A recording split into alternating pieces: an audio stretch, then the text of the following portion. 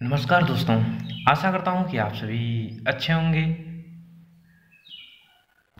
आपका एक बार फिर केम वर्ल्ड चैनल में स्वागत है। मैंने आपको लास्ट वीडियो में हाफ सेल अथवा अर्ध सेल के बारे में बताया था। एनोड क्या होता है, कैथोड क्या होते हैं, इलेक्ट्रोड विभव, और उसके बाद यहाँ पर आया था विद्युत सेल। और विद्युत सेल दो प्रकार के होते हैं, कौन कौन से? पहला रासायनिक या डेनियल सेल, सेकंड होता है सांद्रता या विद्युत अपघटनीय सेल। तो आज हम लोग स्टार्ट करेंगे रासायनिक या डेनियल सेल क्या होते हैं।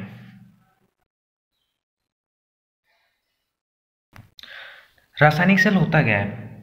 ऐसी युक्ति जिसमें रासायनिक ऊर्जा को विद्युत ऊर्जा में चेंज करते हैं। इसके नाम से भी क्लियर होता है क्या? रासायनिक। रासायनिक मतलब रासायनिक सेल मतलब रासायनिक ऊर्जा को विद्युत ऊर्जा में चेंज करता है, या इसे विद्युत रासायनिक सेल भी कहते हैं और डेनियल सेल भी कहा जाता है।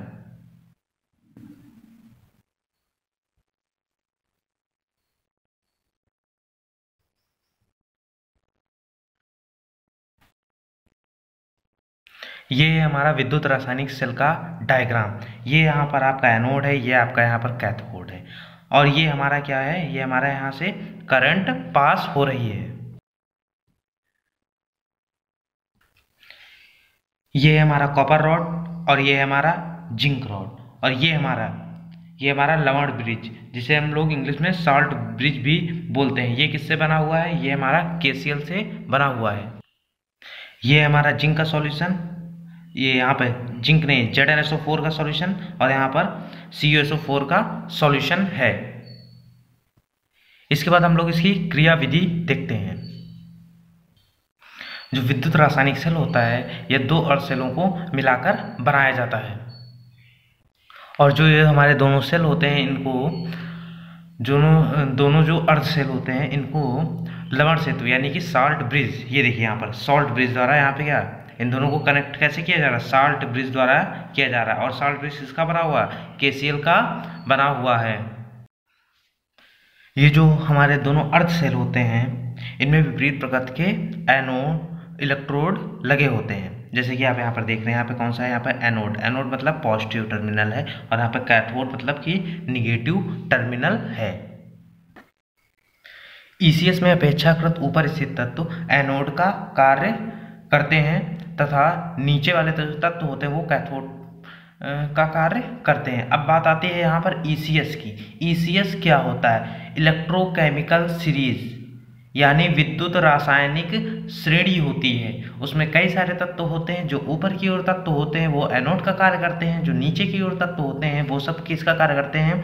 वो सब आपका कैथोड का कार्य करते हैं। यहाँ पर एनोड पर ऑक्सीडेशन होता है तथा कैथोड पर रिडक्शन होता है। रिडक्शन मतलब अपचयन, और ऑक्सीडेशन मतलब ऑक्सीकरण होता है। इसके बाद हम लोग इस सेल की रिएक्शन की बात करते हैं। तो यहाँ पर दो तरीके की रिएक्शन कैरिड आउट होती हैं। कौन कौन सी? ये देखिए, Zn किस में कन्वर्ट होता है? Zn+2 में, +2 इलेक्ट्रॉन माइनस। तो ये हमारा क्या हो रहा है? इसमें से दो इलेक्ट्रॉन क्या हो रहे हैं? यहाँ पर जो दो इलेक्ट्रॉन है, दो इलेक्ट्रॉन क्या है? निकल रहे हैं, यानी कि ये हमारी कौन सी रिएक्शन होगी? ये हमारी ऑक्सीडेशन हो गई। और इसके भी नीचे हमारी रिएक्शन आती है Cu+2 electron minus gives out Cu। तो ये हमारा क्या हो रहा है? ये हमारा इसमें क्या हो रहा है? यहाँ पर ये हमारी रिएक्शन है, ये हमारी रिएक्शन कहलाएगी रिडक्शन, यानी कि अपचयन। अब बात करते हैं कि कौन सी रिएक्शन हमारी एनोड पर हो रही है और कौन सी रिएक्शन हमारी कैथोड पर हो रही है। तो एनोड पर कौन सी रिएक्शन होती है? ऑक्सीडेशन। तो यहाँ पर जो हमारी फर्स्ट रिएक्शन है, ये हमारी किस पे हो रही है? एनोड पर। ये हमारी एट एनोड, और ये हमारी कहाँ पर हो रही है? At cathode. क्योंकि इसमें हमारा क्या हो रहा था? रिडक्शन हो रहा था, यानी कि अपचयन हो रहा था। तो अपचयन कहाँ होता है? अपचयन हमारा निगेटिव टर्मिनल यानी कैथोड पर होता है। अब बात करते हैं हम लोग सेल रिएक्शन क्या होगी। तो ये होगी हमारी सेल रिएक्शन Zn और Zn+2 cell Cu+2 and Cu, ये हमारी क्या होगी, ये हमारी सेल रिएक्शन। इसके बाद हमारा नेक्स्ट टॉपिक आता है सांद्रता सेल या विद्युत अपघटनी सेल। तो बात करते हैं हम लोग विद्युत अपघटनी सेल की। तो इस प्रकार के सेल में विद्युत की सहायता से विद्युत अपघट्यों का विद्युत अपघटन किया जाता है। इस प्रकार के सेल में विद्युत ऊर्जा को रासायनिक ऊर्जा में चेंज किया जाता है। और हमारा विद्युत रासायनिक सेल में क्या था, विद्युत रासायनिक सेल में ये था कि जिसमें रासायनिक ऊर्जा को विद्युत ऊर्जा में चेंज करते हैं। और इसमें हमारा क्या है, विद्युत ऊर्जा को, इलेक्ट्रिकल एनर्जी को केमिकल एनर्जी में चेंज करते हैं।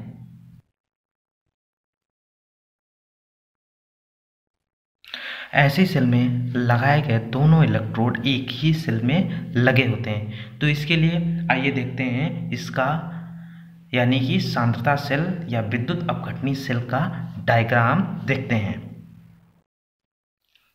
तो यहाँ पर ये हमारा क्या है, कैथोड, और यहाँ पर ये हमारा क्या है, एनोड, और ये क्या है, कम सांद्रता वाला विद्युत अपघट्य। कैथोड पर हमारा क्या होता है, कैथोड पर होता है हमारा रिडक्शन, और हमारा एनोड पर क्या होता है, एनोड पर होता है ऑक्सीडेशन यानी कि ऑक्सीकरण। रिडक्शन यानी कि अपचयन हमारा कैथोड पर होता है। यहाँ पर जो इलेक्ट्रोलाइट्स की कंसंट्रेशन है वो दोनों की अलग अलग होती है, मतलब कि उन दोनों की जो सांद्रता होती है वो अलग अलग होती है। यहाँ पर जो कम सांद्रता वाला विद्युत अपघट्य में डूबा हुआ जो इलेक्ट्रोड होता है वो एनोड का कार्य करता है, तथा ज़्यादा सांद्रता वाले विद्युत अपघट्य में जो डूबा हुआ इलेक्ट्रोड होता है वो हमारा कैथोड का कार्य करता है। तो ये थी हमारे रासायनिक नई सांद्रता सेल की क्रियाविधि। ये सब आपको अच्छे से समझ में आया होगा, उम्मीद करता हूँ। इसके बाद हमारा नेक्स्ट टॉपिक आता है मानक इलेक्ट्रोड विभव। तो 25 डिग्री सेल्सियस पर, 25 डिग्री सेल्सियस पर एक वायुमंडलीय दाब पर किसी धातु की छड़ को उसके लवण के विलयन में, मतलब उसके सॉल्ट के विलयन में, सॉल्यूशन में डुबोने पर विलयन के इलेक्ट्रोड के संपर्क में सतह तथा इलेक्ट्रोड के मध्य, सतह तथा इलेक्ट्रोड के मध्य एक प्रकार का विभवांतर उत्पन्न होता है जिसे मानक इलेक्ट्रोड विभव कहते हैं। इसे किससे दिखाते हैं, इसे E0 से या E0 से प्रदर्शित करते हैं। इलेक्ट्रोड विभव को ताप, आयनों की सांद्रताएं आदि कारक प्रभावित भी करते हैं। इसके बाद हमारा नेक्स्ट आता है विद्युत अपघटनी सेल तथा विद्युत रासायनिक सेल में अंतर। तो इसमें सबसे पहले हमारा विद्युत अपघटनी सेल तथा विद्युत रासायनिक सेल में सबसे पहला अंतर क्या होता है। विद्युत अपघटनी सेल विद्युत के प्रभाव से रासायनिक परिवर्तन होता है, जबकि विद्युत रासायनिक सेल में क्या होता है, रासायनिक परिवर्तन से विद्युत प्रवाहित होती है। और इसका विद्युत अपघटनी सेल का सेकंड पॉइंट, विद्युत ऊर्जा रासायनिक ऊर्जा में परिवर्तित होती है। इसके इसमें जस्ट अपोजिट होता है, क्या होता है, रासायनिक ऊर्जा विद्युत ऊर्जा में परिवर्तित होती है। विद्युत अपघटनी सेल का थर्ड पॉइंट, आयन दोनों इलेक्ट्रोडों पर मुक्त होते हैं। और यहाँ पर विद्युत रासायनिक सेल में क्या होता है, आयन केवल कैथोड पर मुक्त होते हैं। अभी आपको मैंने ये चीज़ लास्ट वाले टॉपिक में बता रखा था, सांद्रता सेल या विद्युत अपघटनी सेल में। इसके बाद हमारे यहाँ पर फोर्थ आता है, यदि अक्रिय इलेक्ट्रोड प्रयोग किए गए हों तो समय के साथ विद्युत अपघट्य की सांद्रता घट जाती है, क्योंकि आयन उसमें लगातार क्या होते हैं, मुक्त होते रहते हैं। और यहाँ पर एनोड के कक्ष में विद्युत अपघट्य की सांद्रता बढ़ जाती है, जबकि कैथोड कक्ष में क्या होता है, विद्युत अपघट्य की सांद्रता घट जाती है। यहाँ पर दोनों इलेक्ट्रोड एक ही कक्ष में रखे जाते हैं, जबकि यहाँ पर दोनों इलेक्ट्रोड अलग अलग कक्ष में रखे जाते हैं।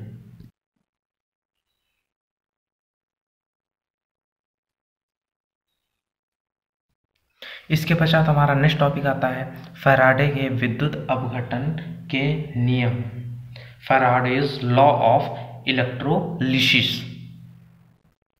तो यहाँ पर सबसे पहले हम लोग फैराडे के प्रथम नियम की बात करते हैं। इसके नियमानुसार विद्युत अपघट्ट के फलस्वरूप किसी इलेक्ट्रोड पर मुक्त पदार्थ की मात्रा जो होती है वो इलेक्ट्रोड में प्रवाहित धारा के समानुपाती होती है, मतलब कि डायरेक्टली प्रोपोर्शनल होती है।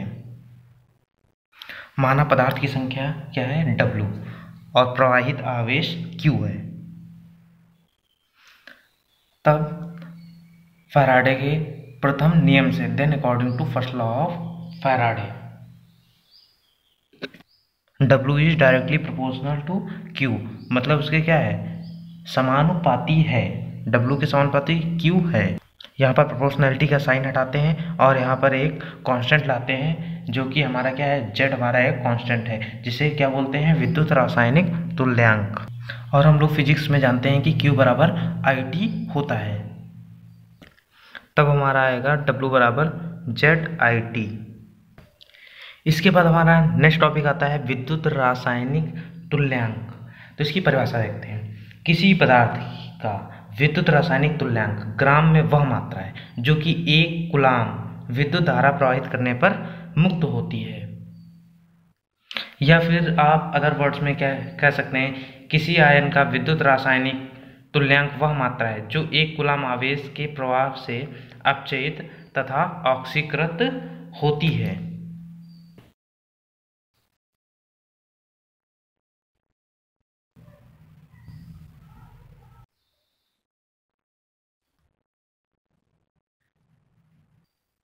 इसके बाद हमारा नेक्स्ट टॉपिक आता है फैराडे का द्वितीय नियम।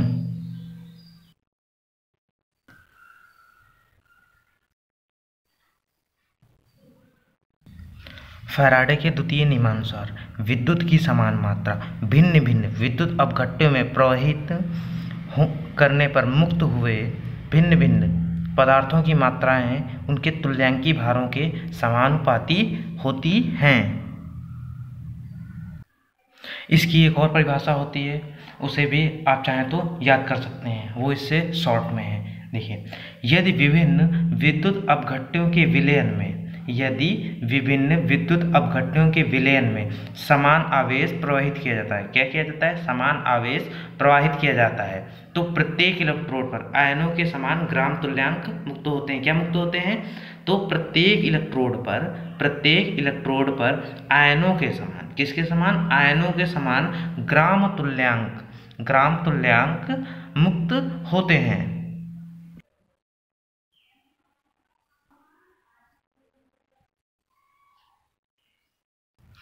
तो ये आपका यहाँ पर फैराडे के द्वितीय नियम का यही फार्मूला है, W1/W2 = E1/E2।